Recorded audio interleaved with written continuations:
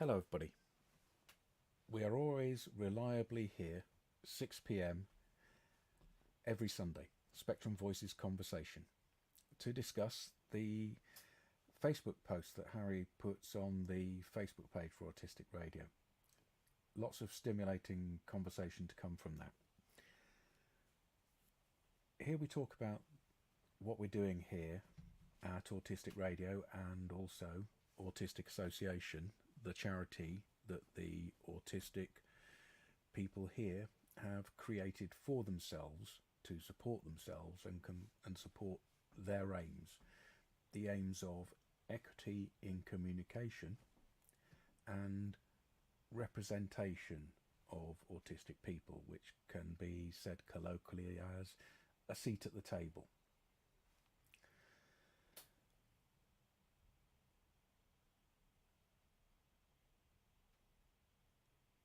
During the last 2 years or so,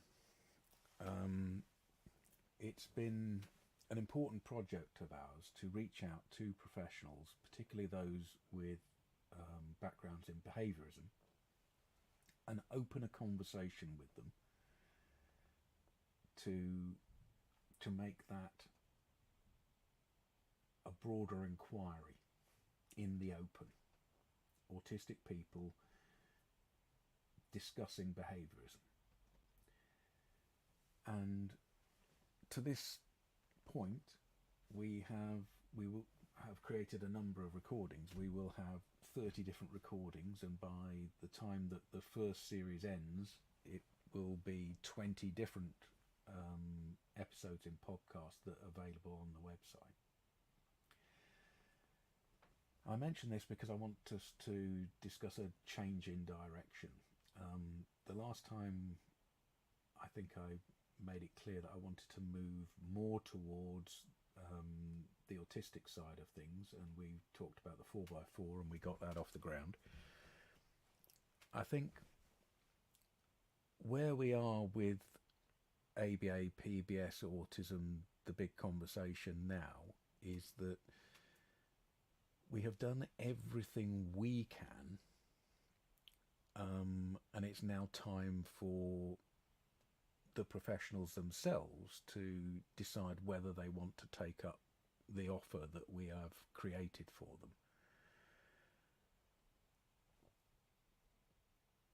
It has been a group of autistic people who have raised the money, created the organisations, created the model, and made it possible to have these conversations. And they have funded the editing of the conversations, the recording of the conversations, and the distribution of the conversations through Autistic Radio.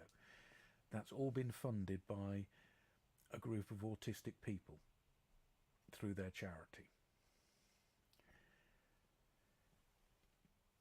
From here, we already have the foundations of a model to go forward. But my thought, and I want to hear from you guys, is that we pause now and we tell them quite clearly that we're pausing, and we ask them to come and provide some more materials, more resources, and more time from their point of view.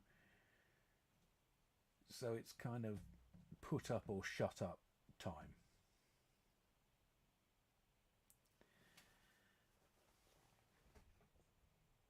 I'm going to invite people to discuss that with me. Well, I think a lot of work's been done, a lot of discussion's been made, a lot of work's been done in terms of getting in contact with different people. And a lot of conversations have been made, a lot of podcasts have been made, and all that's taken hard work. Commend you yourself, Julian, for creating those opportunities as well. So I think your suggestion of pausing is actually quite a good idea, because we've talked so long on this, and it's been good. Sometimes it's been a bit straining, but it's good that we've had these conversations with these different people. But it's time to pause and let them respond and let them do a bit of work from their side so that we can move on and do other things as well. That's my thoughts.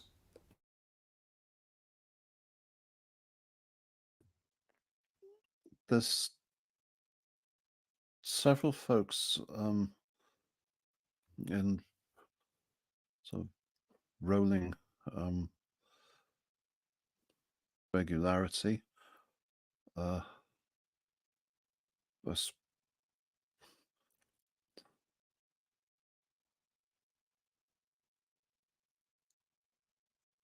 I don't see chopping that off when you've got it. I'm imagining this as a pause in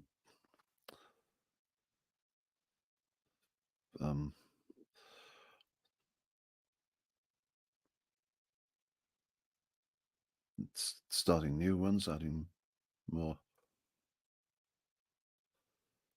And the ethic of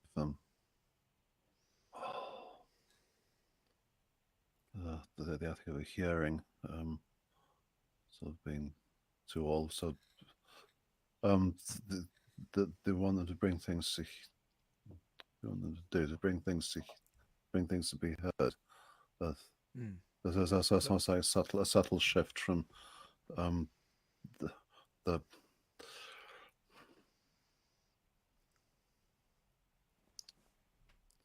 the balance of planning content, and sometimes doing it without a content plan.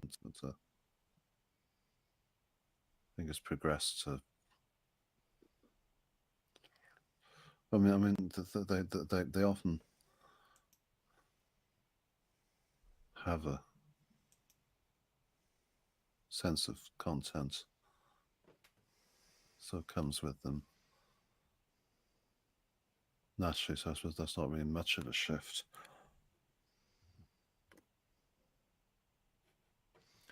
Ray's asked, what exactly is being paused? And I would say what's being paused is the ongoing production of the conversation beyond series one. That we pause at the end of series one and we basically say to the guys, look, go away and think about it now. We're going to concentrate on other things. We're offering you a model, and we've explained it in such detail over 20 different podcasts, and we've got so many of them as professionals speaking in similar ways to each other. But they have to take a much more active role in this, in my opinion, and also perhaps fund it, pay for it, take it seriously. And if we ask them to fund it, then we'll know whether they are taking it seriously or not.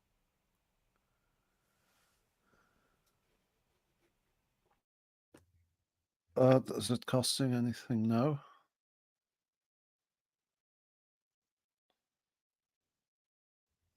Given all the equipment being there for other things.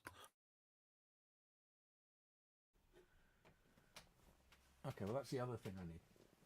That's the other second, that moves us into the second part. I wish to have a discussion with the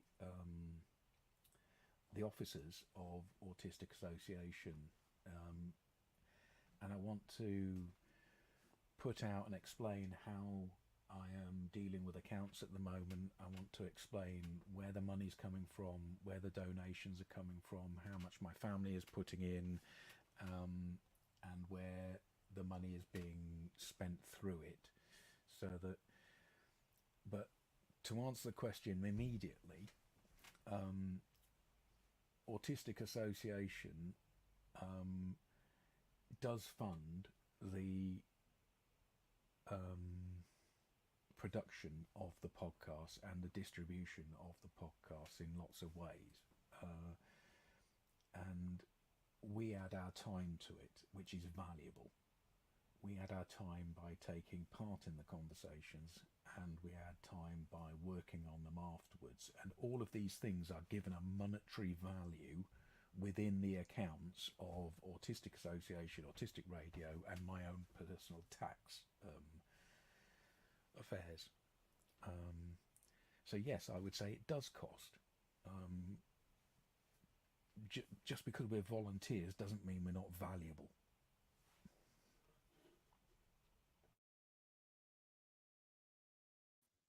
No, but if all the stuff we're using for it is there being used for other things, whether we're doing that thing or not, then I'm looking at how much cost difference you can pin on just that thing. Yeah, well, that will become more obvious at the meeting that we have, I think. Um, let's think that all of our time is worth money, and I am no longer willing to spend my time on producing the podcasts at this moment. I might come back to that later, but I want to do other things instead. If they in the future want to encourage us, then maybe they can pay the market rate. But at this moment, I would prefer us to take that notional amount of money that we're spending from the charity on the production on something else and do something else instead.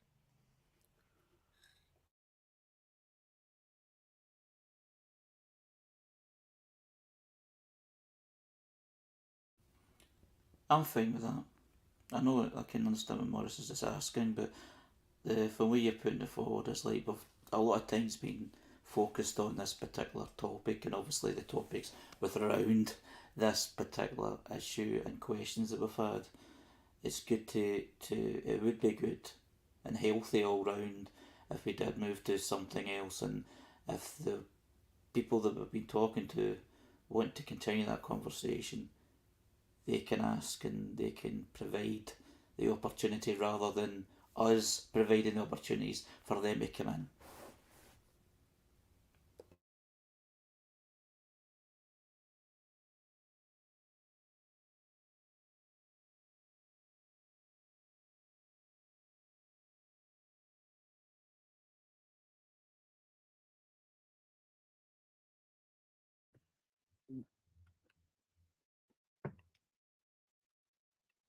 It's everyone's choice to change what they're doing. Obviously, can't decide for each other that we should continue things.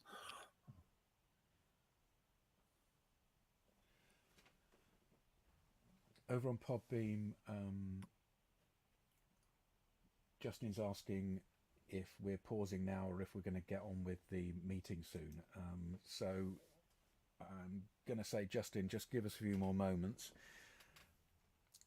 On Tuesday, we have a guest, and I've sent an email round to you. It's about the report on asking autistic people to give their views and people in mental health services to give their views, and it's quite official. It's gone round, and we'll be talking to Ramon about that on Tuesday to make a podcast about it. So I said 10 o'clock on Tuesday for that. It's not necessary for anybody to look up this stuff in advance, but for those who want to look up stuff, he has provided some references for us. And then the next thing is any other business, guys? No, just as a well done to everyone that's been involved with the Autistic Radio. You know, it's been 2 years now, and we're going from strength to strength, and we're getting more and more followers on the Facebook, which I'll speak. You know, obviously, I'll talk about this Facebook stuff in a moment. So I just want to say, well done, everyone, for all the great work. Perfect. Thanks, Harry. Let's go move straight on to Spectrum Voices Conversation Live and Harry's Facebook page. Thanks, Jules. Good evening, everyone. This is Spectrum Voices Conversation, here every Sunday from 6 pm to 7:30 pm UK time which is 1 p.m. to 2:30 p.m. Eastern Standard Time in the United States. This is the Facebook part of the conversation, part of the broadcast, and where we share Facebook posts, from the past couple of days, past week, and follow a discussion on it. And the first post, this is Sunday, the 6th of October 2024. And the first post is from Spectrum Gaming. And Spectrum Gaming are a charity for autistic young people to help develop connection, self-acceptance and support. And that's done through gaming. And what they're talking about is they're running a project called Barriers to Education, where we are rewriting the guidance for supporting young people when they struggle to attend school. This is based in England, the UK. This is a huge, incredible project with hundreds of amazing people involved, but we don't have any dedicated funding to run this project. So Andy is running a half marathon in 8 days to raise money, because work like this is hugely important to so many young people. I quit running for 3 years so I can focus on making Spectrum Gaming thrive, but as a result became very unfit and I've been starting from the beginning again. I recently started again and have been training for the past 4 months to be able to do this. So please consider donating and sharing if you can, so we can make sure young people get the support they deserve. Every donation, no matter the size, really helps, and there's a Just Giving page link. So what's your thoughts on this?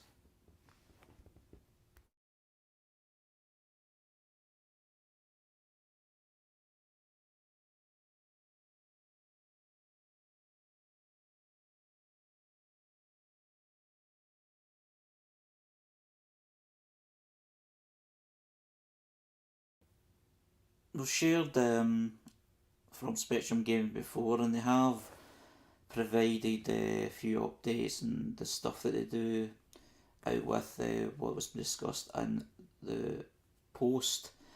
It's like many people, many autistic people, connect with others through gaming, through online gaming, through that connection online, which seems to be frowned upon in many ways because of old-fashioned views. Like, if you're not connecting with people face to face, you're not connecting at all, which obviously we've kind of discussed before that's not the case. So that's how Spectrum Gaming actually has been doing for the past few years, if not longer. Thanks for that, Harry. I was just about to ask about this Barriers to Education, where they are rewriting the guidance for supporting young people when they struggle to attend school. I can't see any kind of link to explain that. So do you have any knowledge of this guidance? I don't know. It was just that's the most recent post, so I didn't have time to actually look into it. But there certainly will be something on the page regards to this work. The Just Giving link my Chromebook won't go to is getting a 403 error. Just to see if there was any of this on that page, but the donation page probably is going to be similar to this post.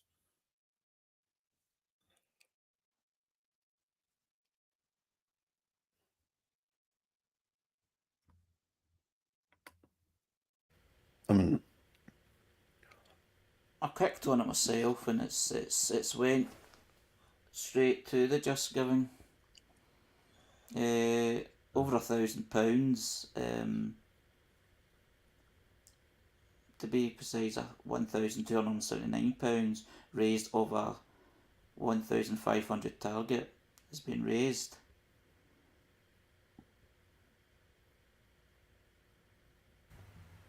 That's a lot of support. Yep.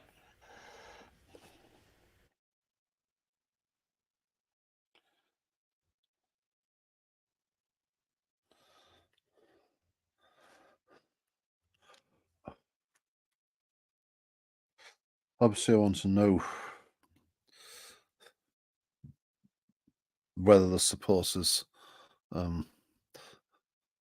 entirely the young people fitting in, which is not support, or is supporting the school to adapt to them as well.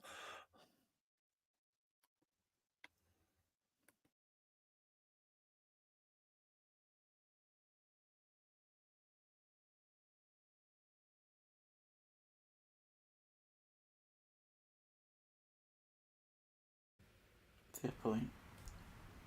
It does seem to I be would an say anybody alternative interested resource. in Yeah.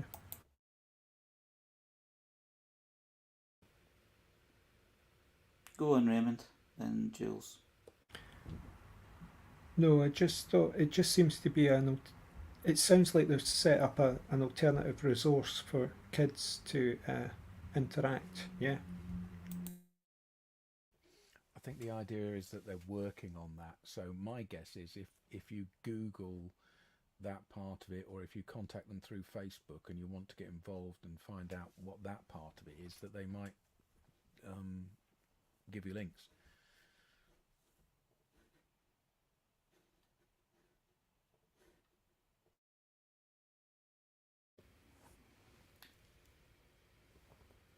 The next post is from Spectrum Sloth, which is a personal blog from late diagnosed autistic Mama Bear, Ace, Cats, the Sky, Painting, Sparkly Things, Trains, Languages, Memes, She, Her. And it's sharing a comic. And it says, when you don't know what you're feeling but you're feeling something, they say it's usually anxiety. What's others' thoughts on this?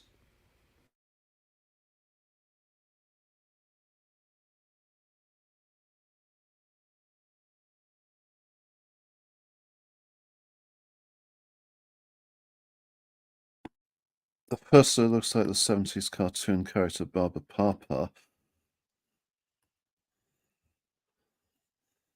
And then I'm trying to look for invisible clues to what the character is doing.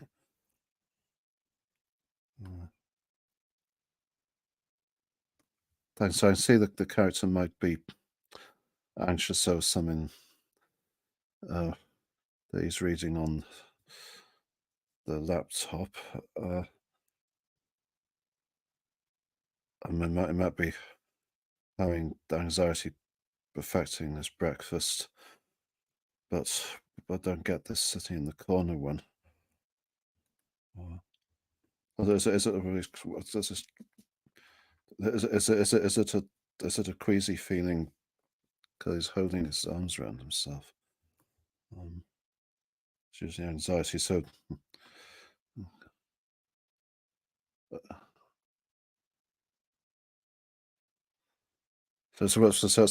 everything is anxiety. That sounds. I don't know what you're feeling.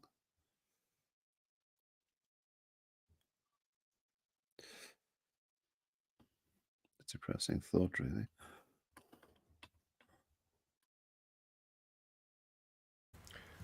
Or is it saying that not knowing is anxiety? Like that makes you anxious, not knowing. You know, sometimes I think a better word would be uncertainty, like not knowing. That can make you feel uneasy because you want to know, but sometimes it's very hard to accept just you don't know, and you're in a space of uncertainty, which sometimes can be revealing. You know, it can open up possibilities if you're in that mood, but possibly this cartoon's saying this person's not in that mood. So it's the uncertainty is making the person anxious.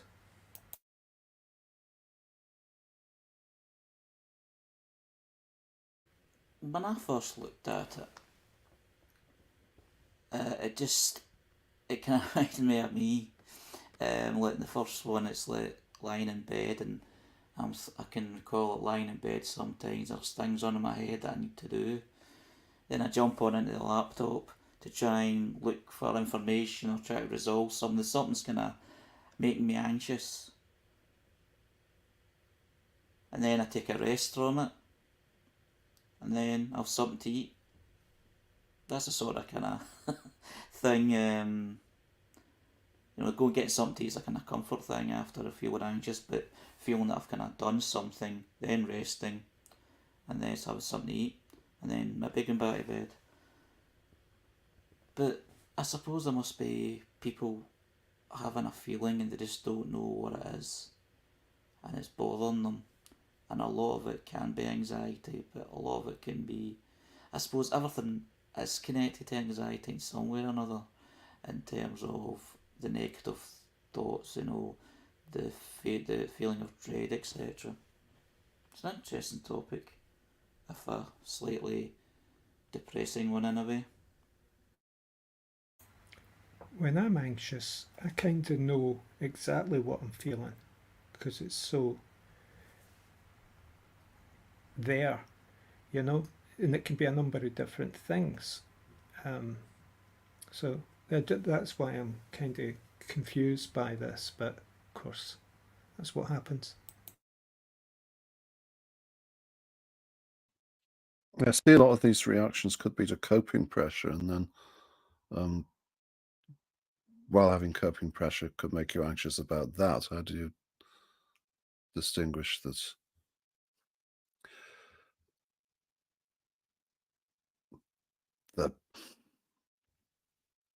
these things are actually directly anxiety things rather than coping pressure things?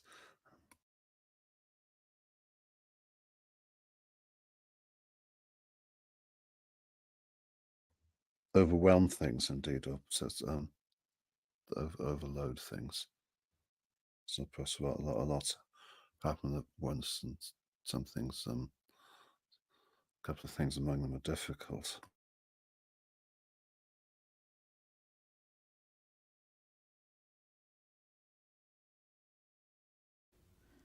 The next post is from Diary of an Autistic Mum, which is a personal blog of a mum, advocate and caregiver. And they've shared a quote from Emily Coxhead, I think it says. And what it says is, stop being mad at yourself for being exhausted, for crying, losing patience, or not having the time or energy to do absolutely everything. Stop being so hard on yourself. All of this is incredibly hard. You are doing okay. And that's a thing that can be shared for a lot of people. People feeling bad for feeling human, for feeling drained, for feeling they're not doing enough, even though they're possibly doing everything that they can. What's other thoughts? Well, being a mother is, first of all, quite exhausting, isn't it? Just being a mother. But yeah, generally life is exhausting, isn't it? I mean, maybe particularly so for people like ourselves, but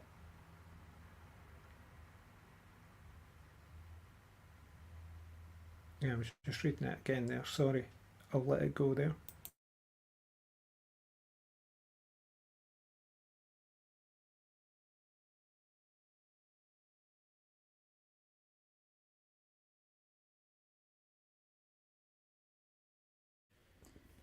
This comes across as a mother who looks after an autistic child, and how that can be a challenge in itself, but then, as it's already been saying, it'd be difficult being a mother anyway, and there's always challenges of some kind. And even though everybody knows this doesn't exist, it's like everybody tries to be the perfect parent. Not everybody, but all parents try to be, well, you know what I mean? It's like, it's that sort of thing of doing the best you can and being this kind of perfect thing that does not exist, and feeling bad when you cannot reach that perfection, or that you strive for, especially in bringing up children. I mean, I'm obviously not a mother, I'm not a parent, so I don't know what it's like. All I know is how, viewing from my own parents, bringing me up, and the challenges that they've been through, and how they approach things, how they still provide the support for me when they can, being, a middle-aged adult. But it's good for these sort of messages going out there, saying, listen, and they'll share so many. It's like, stop giving yourself a hard time. You're doing what you can, you're doing good. Please, take that pressure off yourself if you can. It's like a moral peer support sort of thing. Yeah, good positive reinforcement.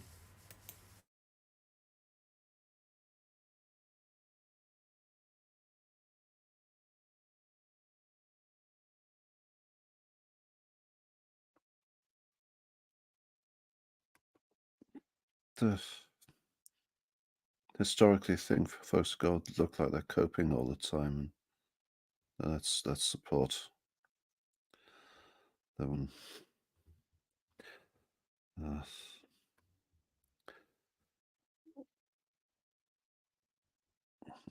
only keep up to the extent we can.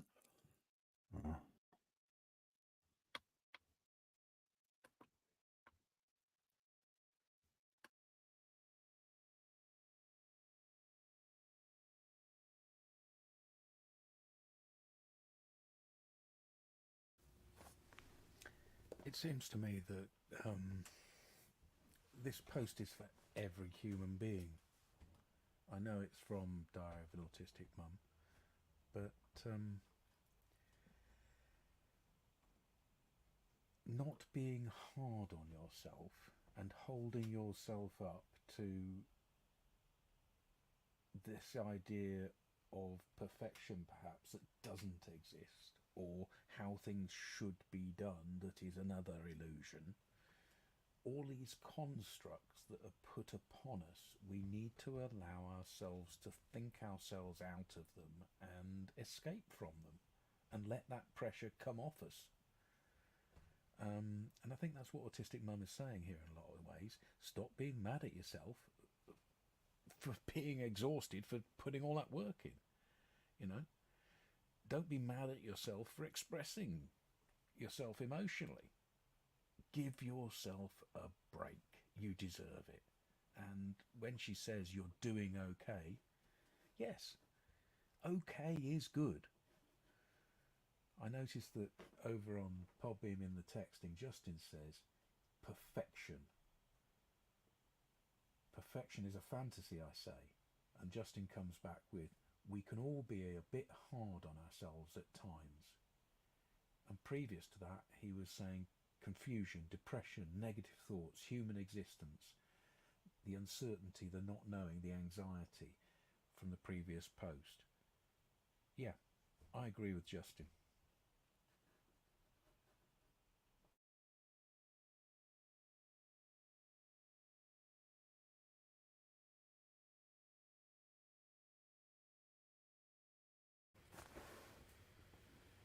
The next post is from Awesome Training,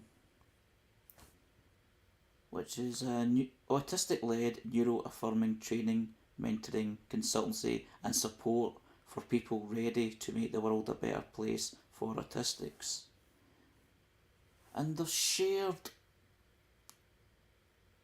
a quote, and it basically says, inclusion is othering in disguise. Does anyone know what they mean by that? And what othering is?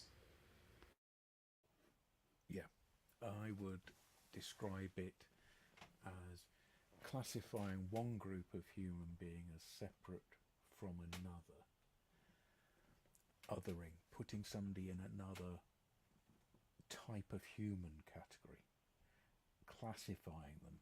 And that could be classifying them as a race or a sex or as a mental capacity or any other made up group that you can put autistic people in. But the point behind it is it's about prejudice. It's about taking that other group and putting them so far away from you that you don't have to have empathy with them, that they are other from you. It's dangerous. It's where racism comes from. It's where sexism comes from. It's where the wars that are happening right now come from, the failure of empathy, the othering of other human beings.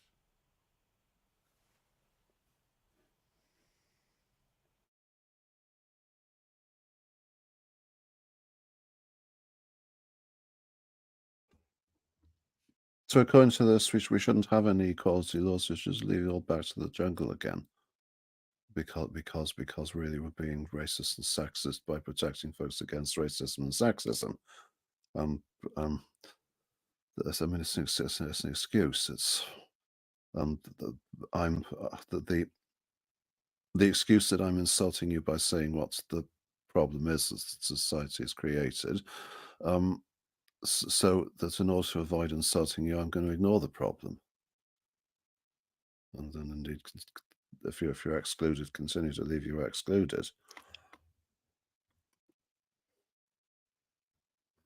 Complete jerk idea.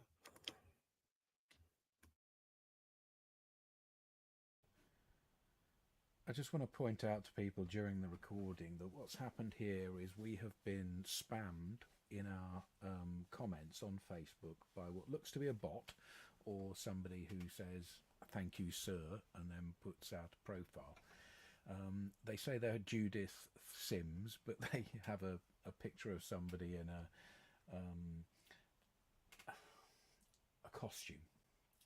So it looks like a fake profile. And it says, "Doc, my child's improvement in speaking and behaviour have been so massive and his therapist confirmed him 89% IQ improve on last important appointment.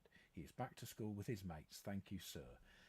So what we have here is one of those opportunities to warn people about the kind of snake oil salesmen that are out there that will contact you about your child or about your interest in autism and then try and sell you some kind of program. It might be a religious cult, it might be a legitimate therapy, it might be ABA or a version of it that you come to regret later. But this is it. Facebook, a bot, a robot is out there advertising this person. Is this coming from StreamYard? Yeah, it's in the comments section of our broadcast right now. So bots are able to search for these things. So individuals are able to search for people who are going live and then put out their comments to advertise themselves through it. So it's a way of spamming people. Yeah, they often use that Facebook profile thing that's nothing to do with Facebook.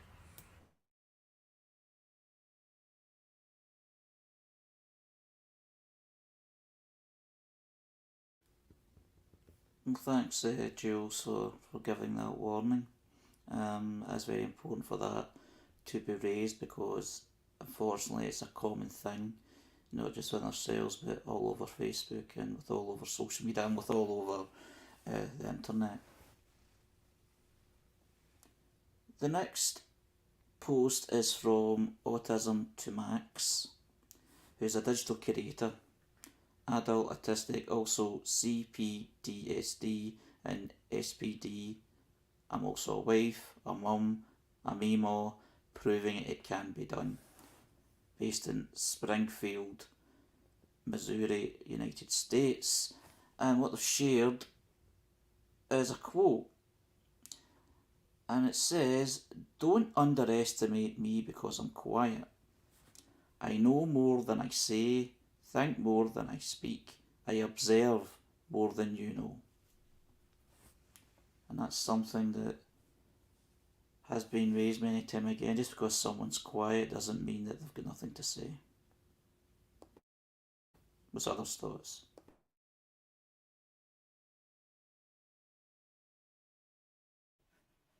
Interestingly for me, it's the quiet people who I look to have a conversation with. The noisy people seem to flit from one person's attention to another, and they need lots of affirmation, whereas the quiet people often have a story or something interesting that you can immerse yourself in, and it's often a one-to-one rather than a group activity. So I look for the quiet people just because of the sentiments of this post. Yeah, and the communication's on other levels. It's not all words and thoughts. Sometimes a quiet person, it's like their face can say a lot.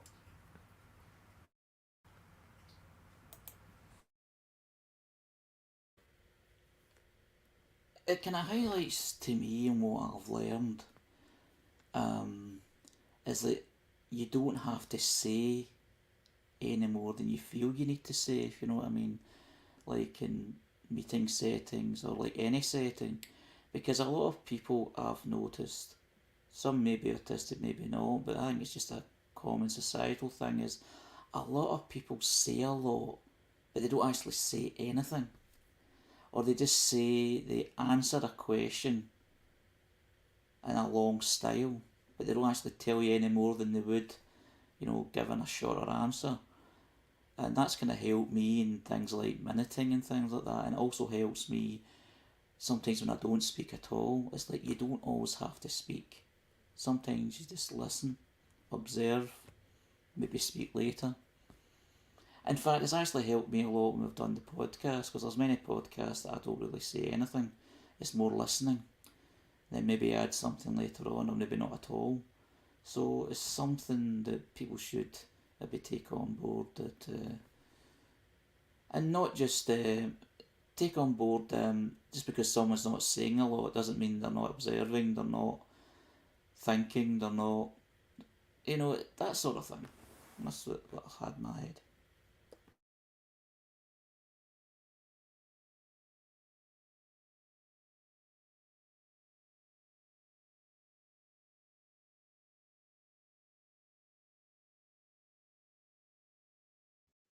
Well, I guess when from usually not having any small talk to say, folks don't no longer expect me to have anything to say when I do have. So I'm in a couple of places. Yeah, Morris there. I think sometimes it might be a requirement of the person speaking with you to make the best of those conversations, but lots of people are willing to. Once people get a little bit of a tug in to see a way of getting into the rabbit hole of the stuff that you know and the stuff that you're interested in and can get passionate about, people want to follow. But it's up to them to have a bit of a skill, I think, in it. You're an autistic fellow, and you're all right as you are. Justin says that he's one of those quiet people, in inverted commas. One of those quiet people you're talking about, Julian! Exclamation mark, thumbs up, and smiley face. Which, I think it's nice to recognise that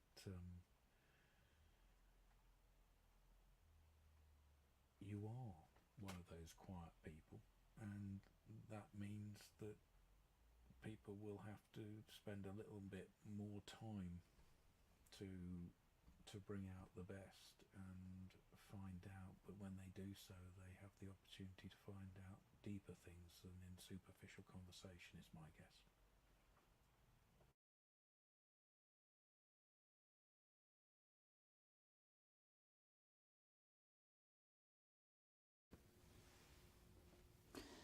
The next post is from the autistic teacher.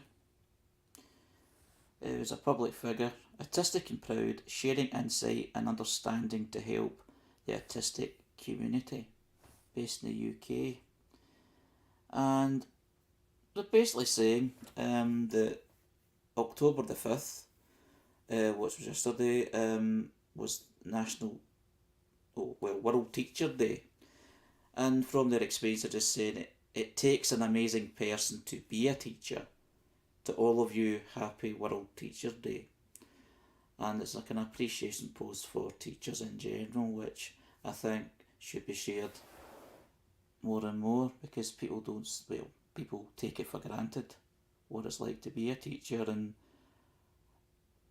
what's involved. What's other thoughts?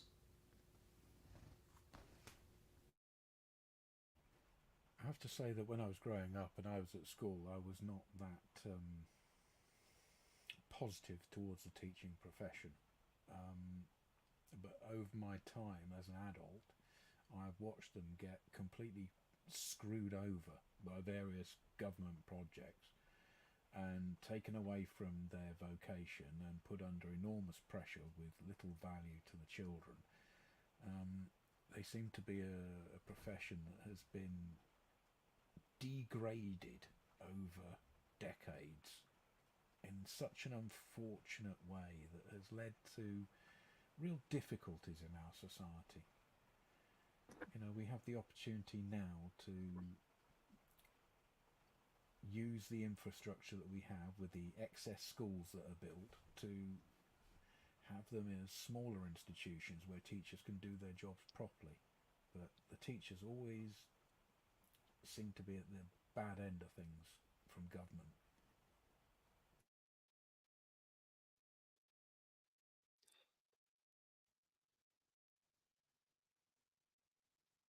I know some of them don't always agree with all the test system they have to do, but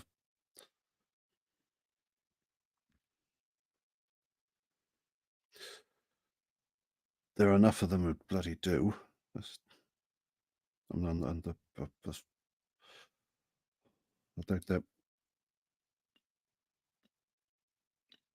they're very far from being all martyrs who don't really believe what they're doing. They wouldn't do it half so hard if they were.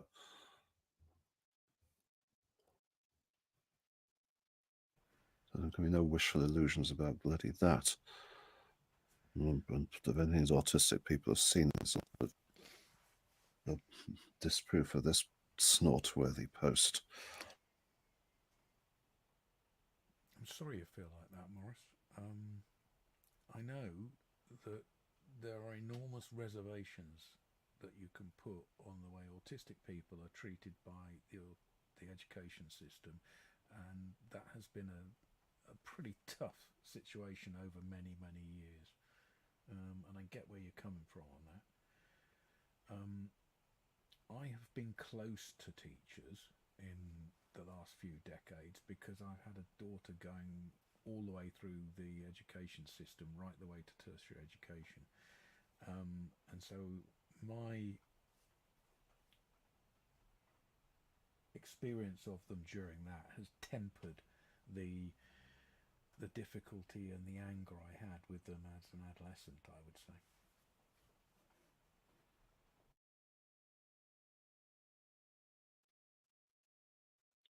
I mean, you came across some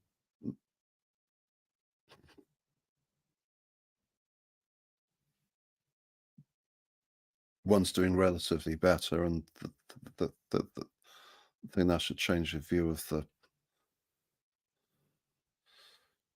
really shit ones, even though they're still out there.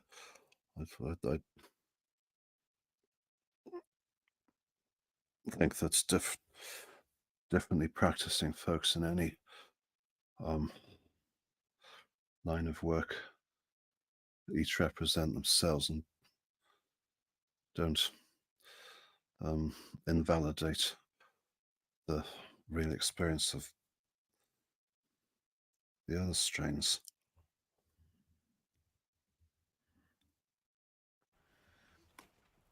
I watched an autistic young woman who was intelligent but odd go through the whole of her education system, come out the end of it with two first class degrees, not too much bullying, um, living as a gay person as well, quite coming out to her friends at school, um, and her teachers enabled her through that. Some were quite poor in different ways because they're human beings, and some people just aren't up to the mark in lots of ways. But overall, it felt like I would um, say Happy World Teacher Day in the same way that Justin has over there. But he's also said Unhappy World Teacher Day on the basis that some of them are unhappy, I suppose. No, it was me who said that, to be fair.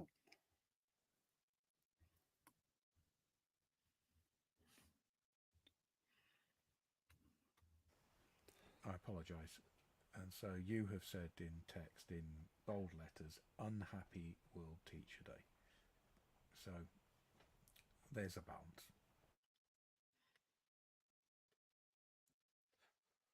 Social media was so balanced that actually covered the pressure on the kids half as much as they covered the pressure on the teachers.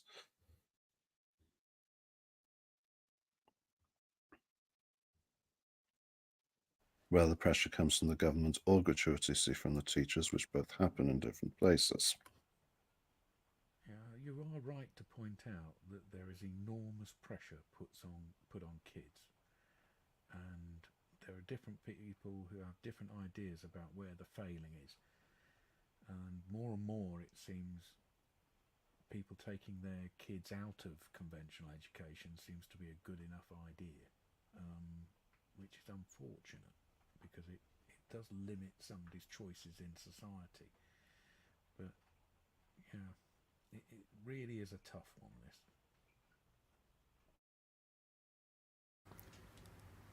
It opens up the idea of the concept of education, but that could be a subject for another day. Education is, in essence, I think, a good thing. It's just when it becomes institutionalized or a job or a means to have advantage over people that it fails. But I can see what you're saying, Jules, about how it can help people progress. But I'd like to think education was there before even the institution as a means of helping people grow. Yeah, the institutions really step back from the phenomenon of people educating each other. Must go back to cave people passing on the chipping and painting and discovering seed skills. Life skills, yeah. The thing is that in my father's generation, education was about keeping poor kids under control so their parents could go to the factories to work. That was Exactly. education for my father. It was locking them into one place under control so they weren't outside thieving the streets or getting bombs out of the bombed out houses in London. Surrogate parenting. Gradually progressed to opening up university to a much wider group of people than would ever have been possible beforehand in the 50s and 60s. Ladders were pulled up in the 80s and 90s, and education is a completely different thing now to what we experienced. A lot of it really progressive and incredible, driven by teachers, and a lot of it rather sad and broken. But I'm not going to blame the teachers in all of that. Well, it's very selective not to. Sorry, I agree with you. I'm not going to solely pick them out for the problem because I think actually they are the smallest part of it.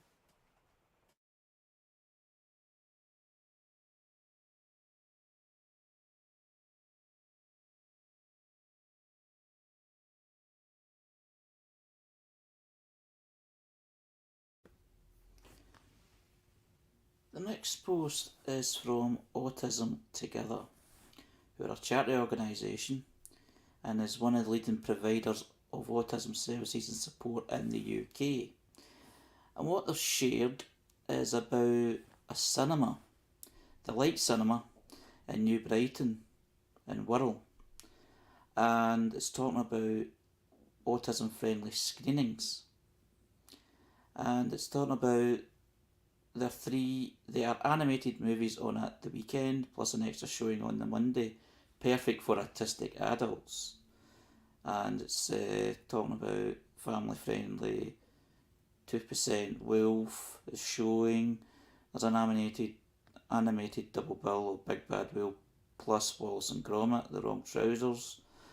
And in the evening, there's the film Joker, Fully Udua, starring Joaquin Phoenix and Lady Gaga. So different films, different screenings that are autism friendly. And it's also handy for adults with learning disabilities too. And it gives you the link to the New Brighton, the Light Cinema, and autism friendly, and more information in there.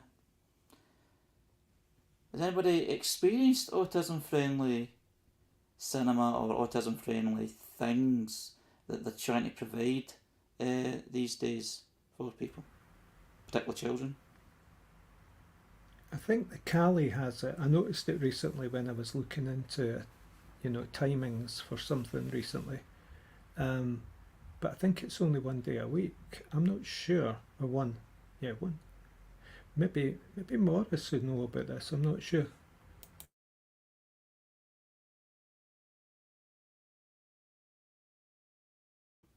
What I should have added in the post is it says being autism friendly. To make these relaxed screenings more comfortable, the sound is turned down and lights are dimmed and not turned off. And it also says during the screening, people are free to move seats and can bring their own food as well, which is an interesting point. Mm. But the Grassmarket community cinema that they do in Edinburgh, including staff of the former film house running it. Film house is going back in a few months, just so folks know. There's a reopening project. That's digression. That perhaps they'll learn something though from the Grassmarket, which it's more informal than the cinematic in those types of ways. That there's a project that folks with various types of problems or social hits or disadvantaged socially ways of being.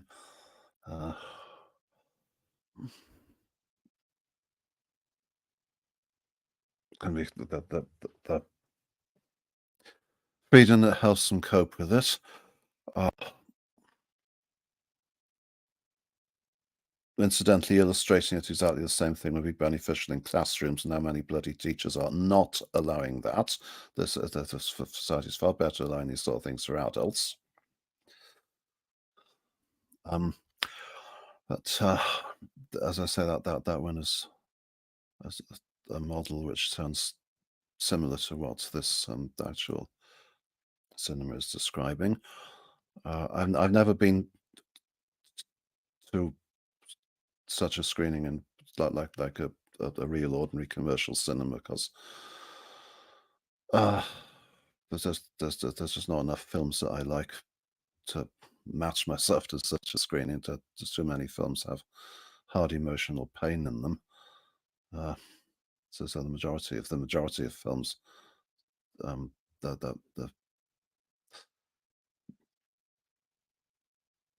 generally have something like that unnecessarily, and that they'd be a perfectly good film without it. But that makes them more popular to most people, and makes me not want to get them. But I've heard of such screenings happening. The one in Perth.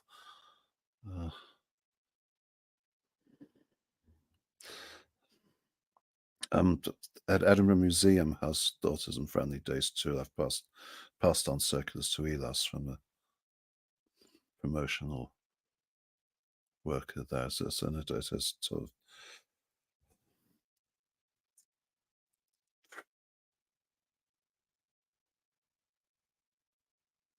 allowing escape from over sensation and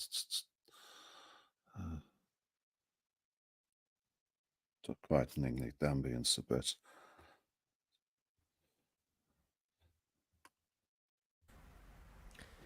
Morris, regarding the Edinburgh Museum, is that in a specific part of the museum, or because I remember going to the lecture hall in the old days, which was sometimes used to show movies, and of course that's pretty regimented, you know, the seating arrangement.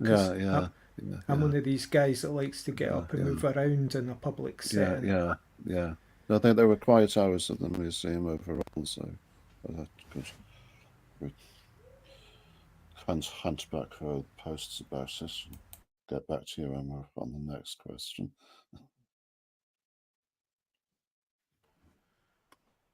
I think that question about museums is important because I do like to go into the museum in Edinburgh, but I can only stay in there for a very short time because the noise. It's lovely at first, you know, the excited children on their day out, running around squealing and saying how wonderful these exciting things are. But after a while, the echo around the big building is quite intense for my head, and I can't stay in there much more than about 20-25 minutes before I need to leave it.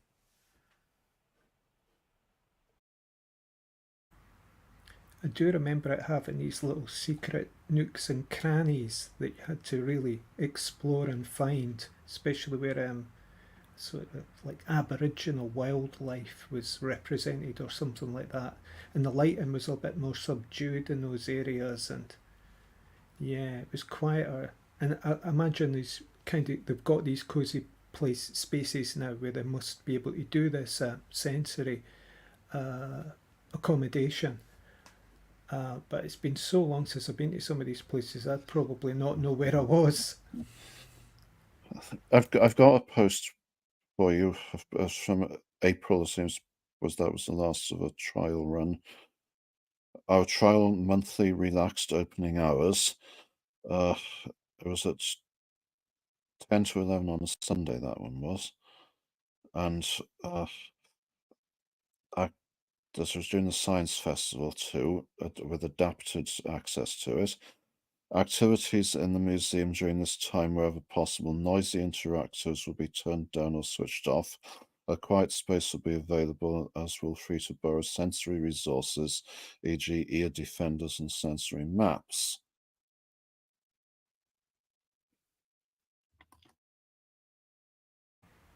Sounds good.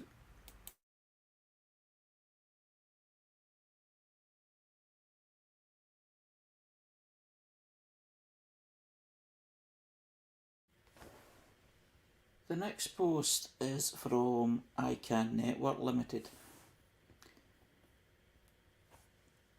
who are Australia's largest autistic-led organisation. 50% of our team are autistic. We deliver group mentoring in schools and via online settings. We share our insights through talks and consultancy. And what they've shared is a quote from Autism Sketches, which includes flowers. Well, a different flower from a big yellow flower amongst smaller blue flowers. And what it justly says is, don't force me to fit in. Include me when I'm different. What's other thoughts?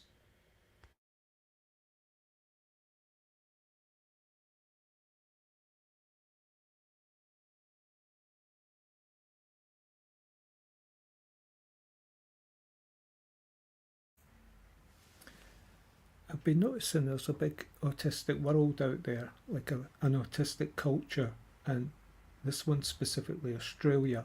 You can see that there's an American vibe, there's an Australian element. There's here in the UK and in Europe, and it's talking about fitting in. And I sometimes think that autistic world and culture has its own standards and rules that I'm not saying we have to fit in with, but I think it's open for discussion about fitting in, even with the autistic culture.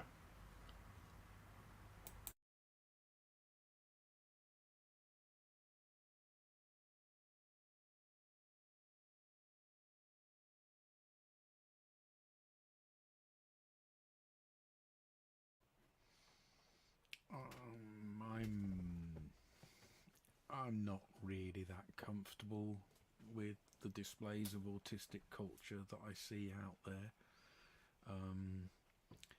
It's new. Neurodivergence as a concept is new, and so there are little niches of group that have decided to colour and represent autism in a different way to how it feels to me. So I don't find most pockets of autistic culture that friendly to me. I find individual autistic people interesting, and I find groups of autistic people interesting, but the membership kind of Facebook groups and online forums, they seem to have an orthodoxy around them that I find difficult. Have you ever felt yourself too weird even for the weird? It's like there must be a more open environment to be within and interact within without it having to have, like a code to it, or even a language. Just like an openness.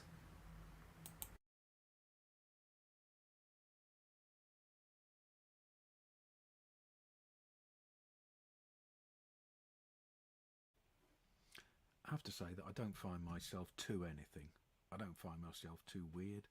I like the idea of being weird. If people view this kind of independent person as weird, then I want to fit that category.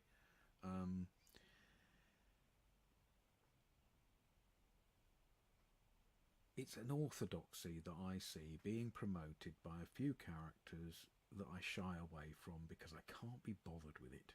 It's a little bit like dealing with neurotypicals. It feels as though there's a mask of autism that people sometimes wear, which is a proper way of being autistic, and I want to just punch them in the face. So I'm much more the punk rock, do it yourself, allow people to just be themselves, talk like you talk, and not have this policing idea. Most people seem to look for a kind of orthodoxy to give them a feeling, a connection, a community, but I don't need that so much in that way. I'm glad you mentioned masking there, because I'm very cautious about adopting these masks.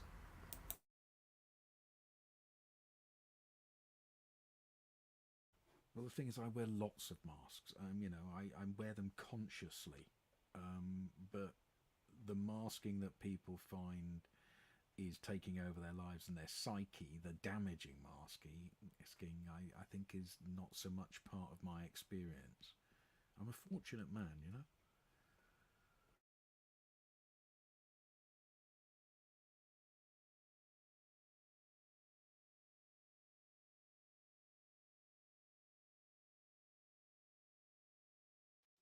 We've got a new question online. What is your opinion of the vast variety of autism? From William O.C. who's just joined us.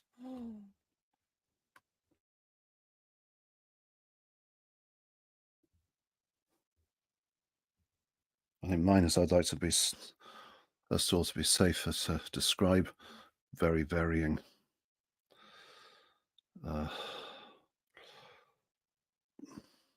intensities or unintensities of things without getting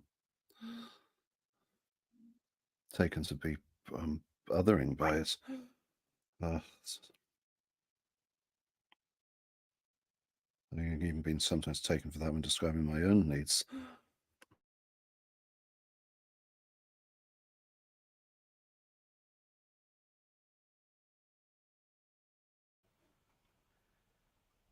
Well, William O.C., what is my opinion of the vast variety of autism? I would describe autism as an experience that people have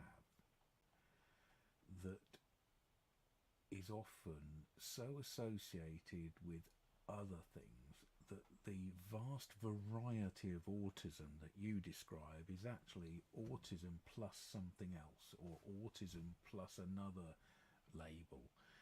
And all of those things are all joined together and mixed together into a soup called autism, when actually the autism part of it is actually quite distinct from the rest of it, though they do go together.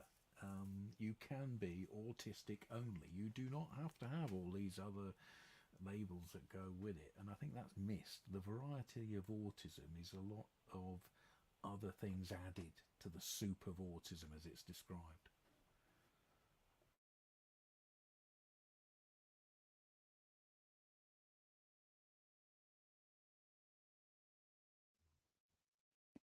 The expression spiky profile is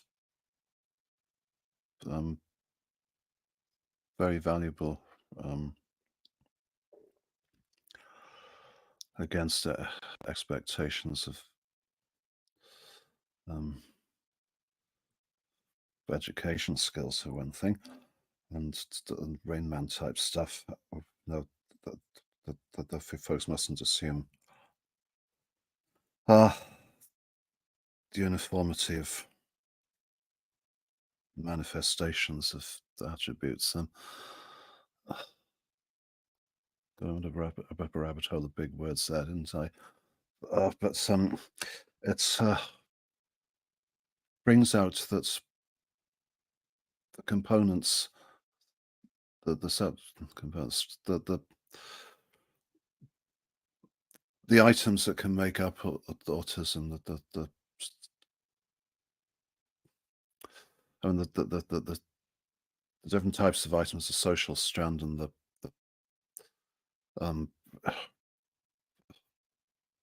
interpretation strands that getting meanings and that sort of thing.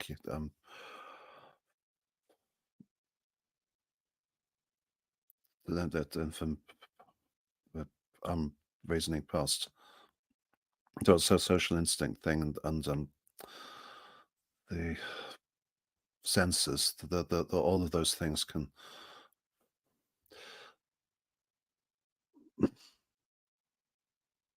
present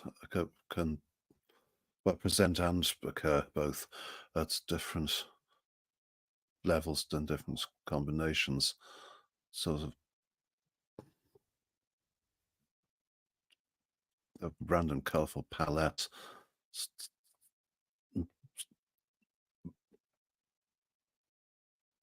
So there is variety of strengths and deficits. Is almost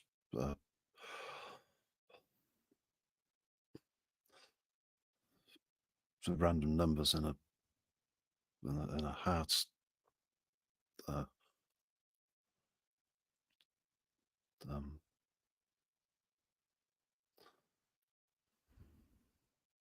That's far from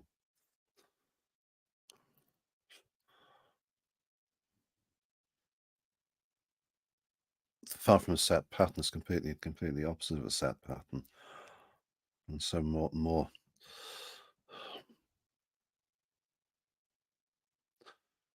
openness to the variety and willingness to see it is needed, rather than the less that we'd be moving towards in the scene's recent history.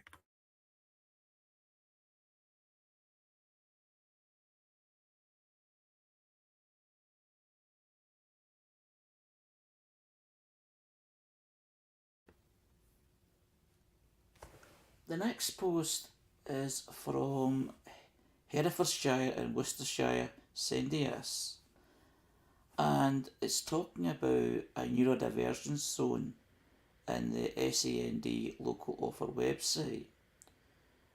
And what it says, basically, Herefordshire Worcestershire Sendias is education page, which is providing free, impartial and confidential information, advice and support on all SEND matters based in the UK. And what they're talking about, they say neurodivergent means that the brain functions, learns and processes information differently. Some types of neurodivergence are autism, ADHD, dyscalculia, dyslexia, dyspraxia or developmental coordination disorder, DCD. Worcestershire Local Authority have worked with parent carers and health services to launch a neurodivergence zone on their SEND local offer website. This zone contains information, materials and advice specific to neurodivergence, including diagnostic pathways, support groups, educational resources, behaviours that challenge, mental health, and information for family members. And you can find out more on the link provided. What's other thoughts on this post?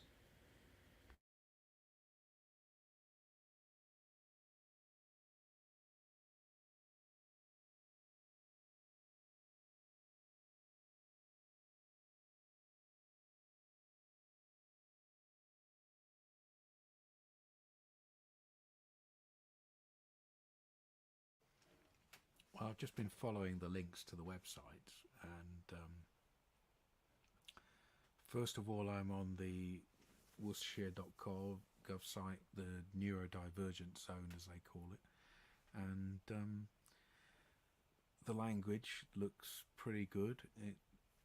It shows lots of nods to the way that neurodiversity advocates have described neurodiversity. There's a link to a guide to neurodiversity, Anna Freud. I had reservations about some of the things I've seen Anna Freud write in the past, but when I follow that link, the language looks pretty good on a quick look. Then there's something that goes to Cambridge, and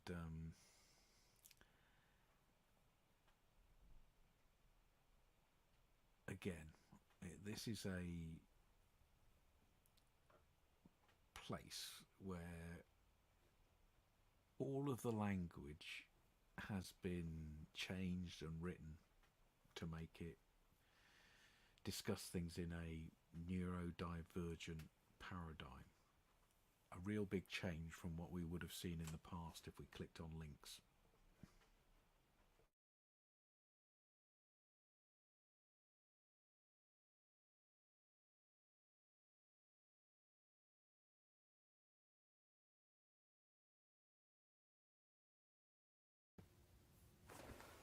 The next post is from Autistic Not Weird.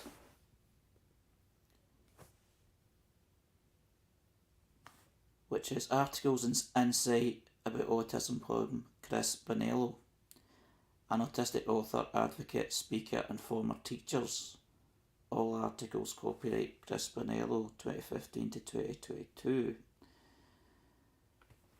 And what they say is, for those wondering how my neurodivergence impacts me, just now I was signing a book for a customer, my first of 4 today.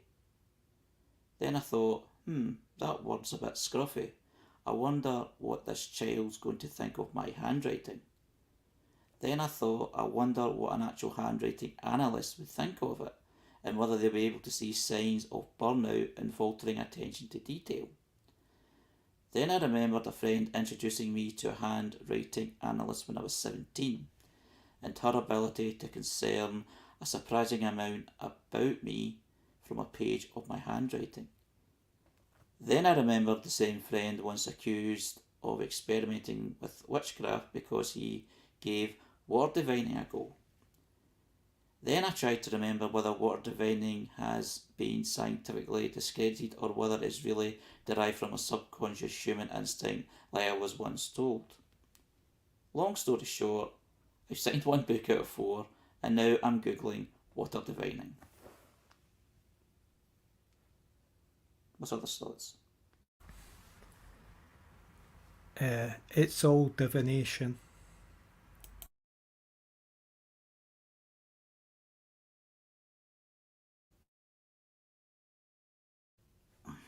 What it reminds me is the way that my mind can go sometimes, and especially if I'm in, it's amazing the way that the mind goes when you think about something and then it just seems to, I don't want to say spiral out of control, but it branches out to all different things.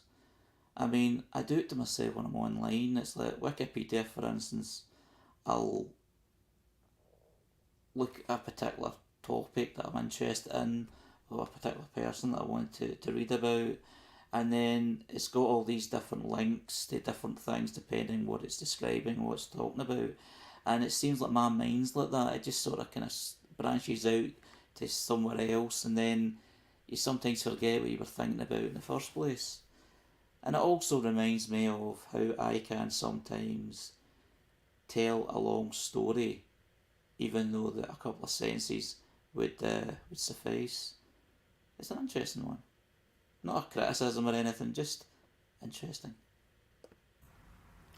Do you not think you're tuning into something? It's a form of communication when you're exploring these pathways in your interests. Yeah, I would say so. That's a good way of describing it, Raymond. I see it as incredibly positive. I think Raymond probably is saying that as well. That this divination, as he says, it's all divination, and our brains going off and associating these things together is a gift. It's not mind wandering, it's making things and putting things together, because that's in that creative moment is where we get ideas that we can then use in the rest of our life if we have outlets for them.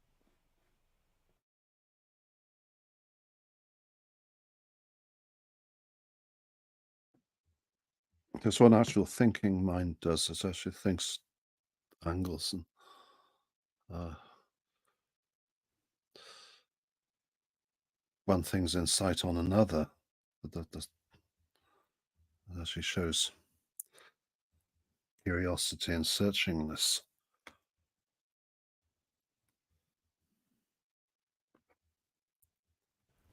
Curiosity and searchingness, divination, divining, finding things in things, a search, yeah.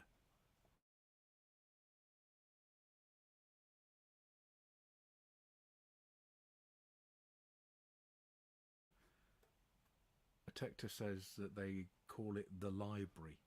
I think that's also something in Sherlock Holmes, isn't it? Oh no, it's what's that? Palace, Mind Palace. Yeah, the Memory Palace, which is goes way back.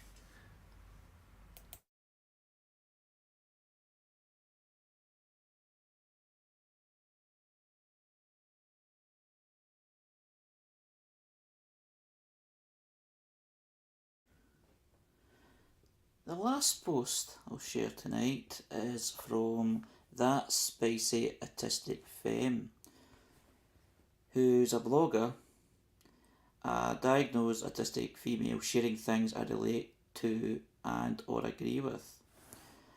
And what they've shared is a quote. Well, not a quote. Well, maybe it is a quote. the older I get, the more I understand that it's okay to live a life that others don't understand. And I can get what that's saying. I can relate to that in many ways. What's others' thoughts? Here is my immediate reaction, but I've been facing this dilemma recently about how structures and forms, I kind of resist it a lot, the frames we live in, but to a certain extent we need them, or maybe I do, but to operate, you need to have some kind of structure. But again, I've discussed this before, it's a fluidity of structure, an ability to be fluid within the structure. And so, before I go off topic, I'll leave it at that.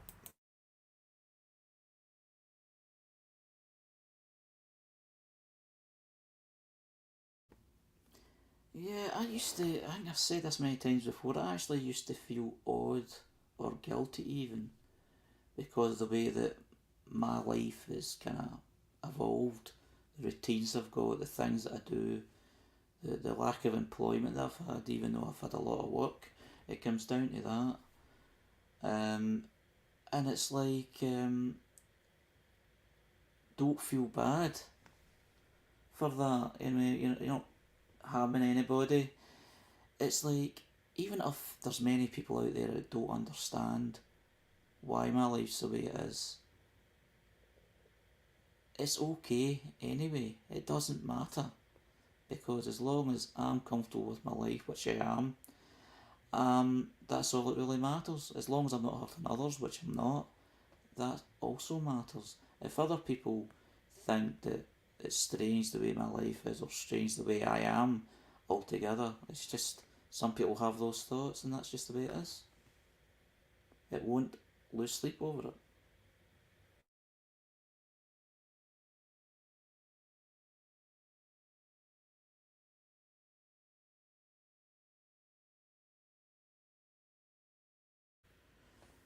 Well, thanks everybody. That was a great conversation tonight. Well, many conversations and many discussions that we've had over the past nearly an hour and a half. So, this is Spectrum Voices Conversation, here every Sunday, 6pm to 7:30pm UK time, which is 1pm to 2:30pm Eastern Standard Time in the United States. We're on Facebook Live and Podbean app.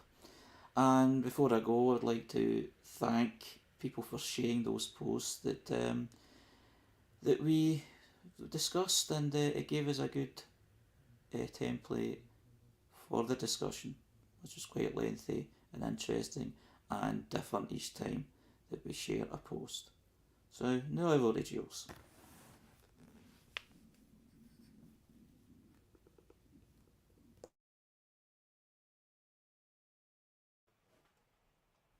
Good night, everyone.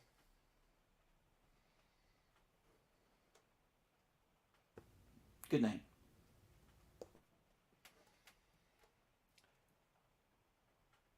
So thank you, Harry. That's the Facebook Live.